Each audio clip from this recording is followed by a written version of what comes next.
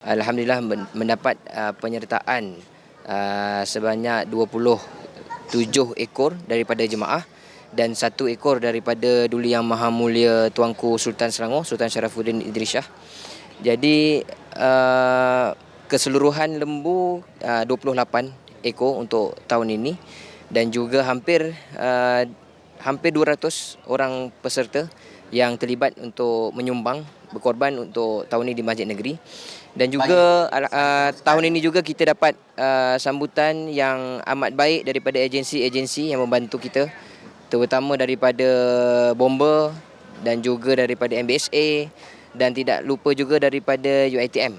Mereka ini terlibat bukan hanya tahun ini saja, tapi mereka turut membantu tiap-tiap tahun sebenarnya. Dan juga kita tak terkecuali dan kita ucapkan terima kasih juga kepada petugas-petugas kita yang terdiri sebahagian besarnya daripada anak-anak karya Masjid Negeri sendiri, iaitu pada tahun ini hampir 400 orang keseluruhan untuk kita punya petugas termasuk bomber apa semua tadi tu.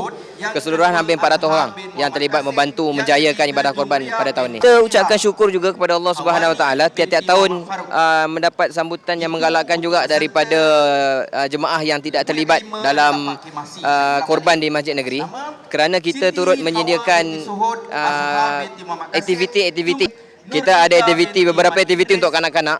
Kita ada supa-dupa, kita ada aktiviti mewarna, kita ada sand art dan juga kita menyediakan juga jamuan untuk jemaah yang berkunjung, bukan hanya untuk peserta dan petugas sahaja, tapi jemaah yang berkunjung juga kita sediakan ada air balang, ada apam balik, ada goreng-goreng, ada nasi ayam. Kita antara juadah yang kita sediakan untuk jemaah kita. Jadi kita dengan inisiatif tu kita nampak sambutan yang menggalakkan daripada jemaah, sebab mereka tahu sementara nak mengambil kupon untuk edaran daging untuk jemaah, jadi mereka ada aktiviti lain.